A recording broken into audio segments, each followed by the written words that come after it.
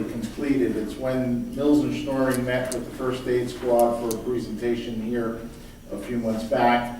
They wanted to make some tweaks and revisions, but this is an amendment to that proposal. This proposal includes the bid pre-qualification, the construction documents, the bidding process, as well as construction management throughout the whole renovation. So that's that price of the $94,840. So it'll encompass everything from the documents through completion of the project.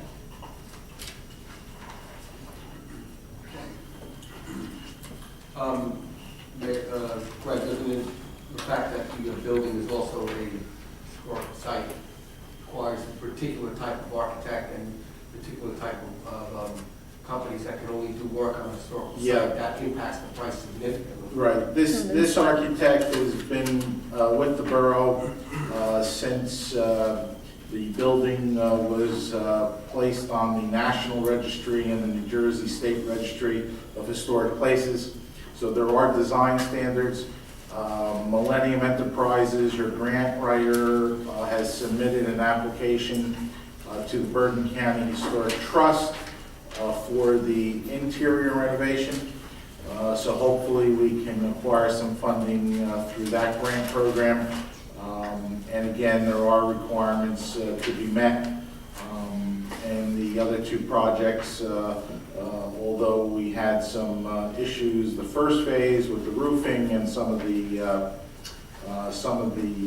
additional costs, I think overall with the window and door project and the brickwork, I think you got a you have an exceptional product that was delivered. I think the doors and windows are a beautiful complement to that building. The brickwork came out solid, so right now you have a weather-tight building on the outside, and now we're going to try to attempt to address some of the issues on the inside for hopefully a future home for the first aid school. I'd ask for an approval of minutes for the October 6, 2014 work session and closed, and the October 20th, 2014 regular. Do I have an intro? Second. Roll call. Councilman Doran? Yes. Councilman Murphy? Yes. Councilman Mandel? Yes. Councilman Bartholomew? Yes. Motion passes. We have to receive minutes. No.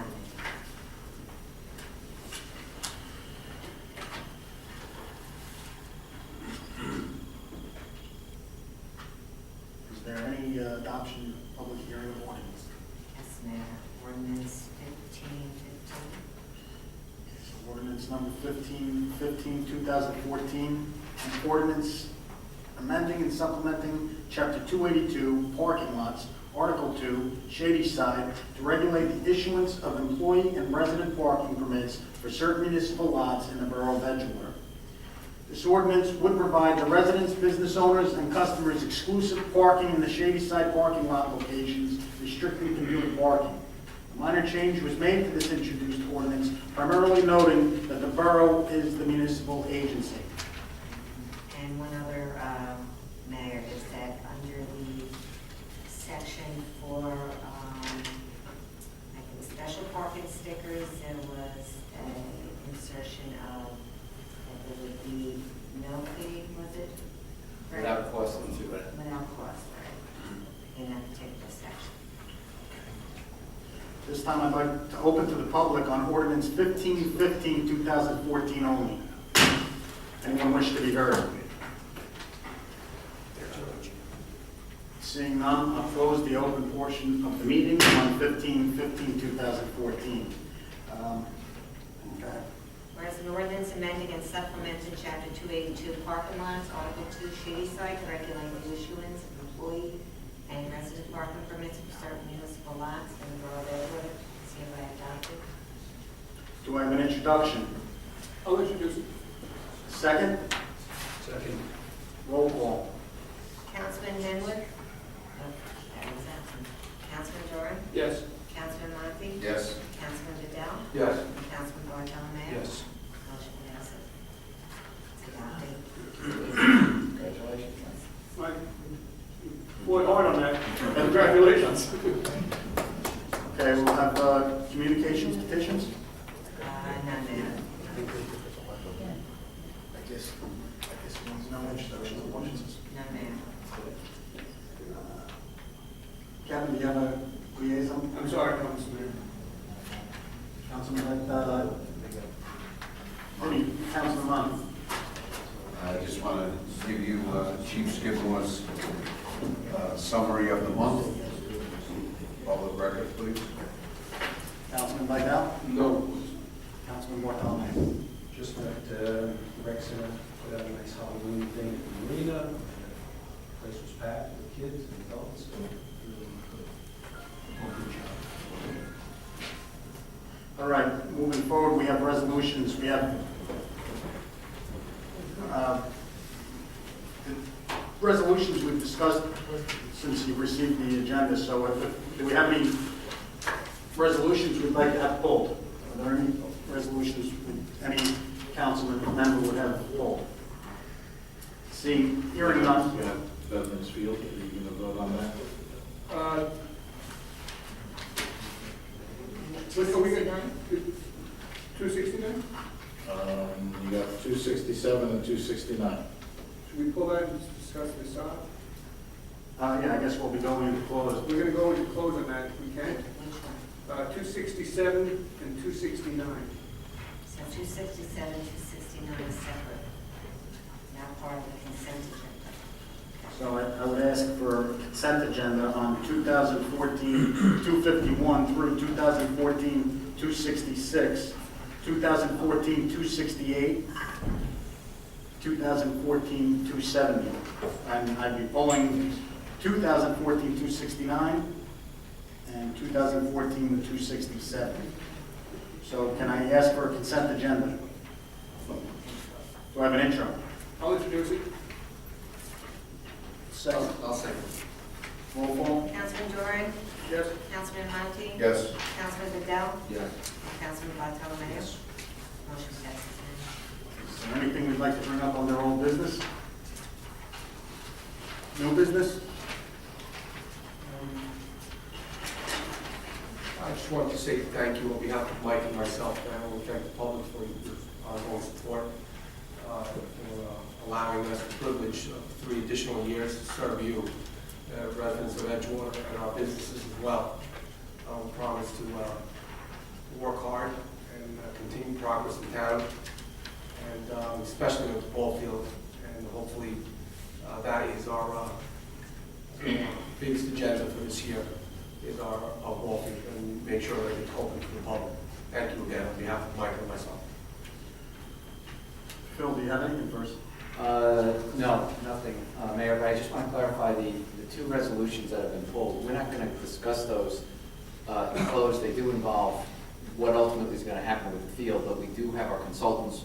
We are going to speak with them for, we do have litigation pending and contractual issues, so that's the reason that we're going to hold those off until we have an opportunity to consult with them, and then we will certainly have that discussion in the public portion of the meeting as to exactly how the governing body feels about turf versus grass. Great. Okay, administrator reports. Mayor, those few items that we can discuss and open. Again, police chief wanted me to prod you in regards to the body cameras. Again, I know, I think the consensus the last time the governing body was this will be an item for discussion during the budget preparation. Police accreditation, we are receiving a grant from the South Bergen Joint Insurance Fund of approximately $25,000 to offset that cost. The Edgewater Colony, I have met with the consultant from the colony, along with a meeting we had at Boswell Engineering in regard to the process of this diversion. As a result of those meetings, we have scheduled a personal meeting with the commissioner of the DEP, hopefully within the next couple of weeks. So I'll advise you of that date, and that way, if anyone cares to attend, it will be down in Trent. The Hess demolition seems to be moving nicely. Most of the tanks have been removed, so it's a big change in the scenery in that area. Mr. Bozier was in contact with the property owner for the Binghamton, so I'll defer to him for that report. Yes, I was asked to follow up on the status of the Binghamton Ferry. I contacted Roger Gross, who is representing the owner. His family does have the control over that site, and he has indicated to me that he has been in negotiation with, they have a new prospective tenant that wants to occupy that space. They have applied to DEP for the necessary permits in order to remove the Binghamton Ferry. He says they have been cooperating, and there is an email that he sent to me, and I forwarded it to Greg, and the governing body should have a copy of that. He believes they're acting in good faith. The Army Corps of Engineers have been contacted, and they are in agreement, as he put it, they're completely on board with the plan to remove the ferry. And he says, and I asked him for a time frame, and in his email he said that in speaking to the new prospective tenant, he was advised that he is optimistic that the boat removal might very well take place prior to the onset of winter. I think that would be wonderful if that happened. We've been certainly waiting long enough. So I had asked Mr. Gross, said if the governing body would like to invite him to a meeting, to a work session to discuss it in more detail. He's willing to do that, but depending on your direction, if you're satisfied with his updates, then we can continue to do that. However, if you wanted to, probe a little more deeply as precisely what Are we officially in winter? We're in fall. Sooner the better. Sooner the better. So, No, I know the holdup was that the new prospective tenant was responsible for the demolition of the old vessel, was requesting some of the money that we have in escrow that's going towards that demolition. They wanted it up front. Is that no longer the issue? Do they understand that we're not going to give them any of the money up front? yes, we've made that very clear that the borough is not going to advance any funds that we are currently holding from the previous tenant, which would be used toward the removal of that boat. If you recall, the prior tenant who had taken over this facility has gone into default, and our fire code official had issued certain violations against that owner and that structure, and we pursued those penalties and violations. We received a judgment against that particular owner. The borough received $100,000 in fines and penalties. In addition to that $100,000, the borough also received an additional $150,000 to be used toward the cost of the removal of that boat. Now, we're currently holding that $150,000, and we have informed Mr. Gross and any prospective tenant that the $150,000, even though it is earmarked to help offset the cost of the removal of the ferry boat, that will not be advanced until after the boat is removed. So that 100% cost of that ferry boat removal will be borne by the prospective tenant, and then the borough, at its discretion, could then authorize the release of that money in order to accomplish that goal. So I think we need to send a message and let the parties know that, in good faith, we're going to give this the time that they need, and although their description of that deadline or that time frame is somewhat on the vague side, we're going to show some good faith and keep it there. But if this starts to drag out, I spoke to Steve Curry already, and he can start finding them again. And we will do that if nothing is done and if things are not getting resolved. Well, we're talking another month, basically. Right, that's why we're going to show them, we're going to show some good faith and let them know that, but again, that time frame is somewhat vague, and if they don't get a move on it, that Steve Curry is Ready Hand in hand, ready to ready to take go. action, yeah. So, And that's all I have, Mayor. Okay. Mayor, I apologize. In regards to the Hess report, I don't know if the police chief made contact with anyone, but I do have an announcement as it relates to Hess. November 17th to the 21st, they will be doing work by Hess along the roadway. River Road will be open one direction each way, one lane each way, excuse me. I believe the chief was putting out the signboards, and then we'll do a message on the email notification. And then Sunday, November 23rd, there will be a full closure of River Road between Archer and Russell Avenue. That's expected to be only a couple of hours from the early morning for the removal of the pipes that go along the bridge between the west and east side of River Road. So the chief thought that it would be more prudent to close off the River Road, detour around Archer and Russell on Sunday, November 23rd, and then he'll post accordingly. We'll send out the notifications, the signboards, and the website as well. Greg, Yeah. with regards to the closures and the times, I think we have to do everything we possibly can to make sure that this does not happen during rush hour. It's going to be between 9 and 3. So it'll be after rush in the morning and before the evening rush. So, except for that Sunday, they're gonna start work early so they can finish. But it's not expected to be a full day. And even the one lane closure, where it's going to be closed for one lane, Yeah, let's make sure that we let rush hour pass yes. before we go ahead and do Yeah. something. All right, I'd just like to remind everybody that tomorrow we have our Veterans Day ceremony, and I will be reading a proclamation for an Edgewater resident, so I just wanted to let everybody know. Where? Auburn, Where? the Memorial Park, At 11 o'clock. Yes, the mayor and council need to think about or make a decision for a reorganization date. It has to be within the first week. First Friday.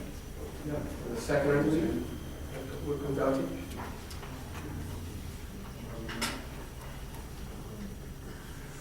What date is that? I think the second. I suggest the second, possible.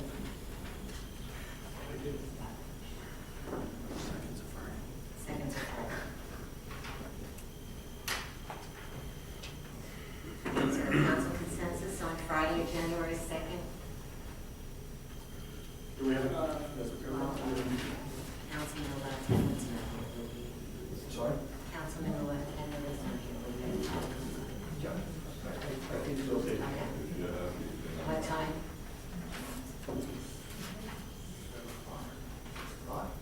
36 if you... Yeah, 6 p.m. 6 p.m. January 2nd, 6 p.m.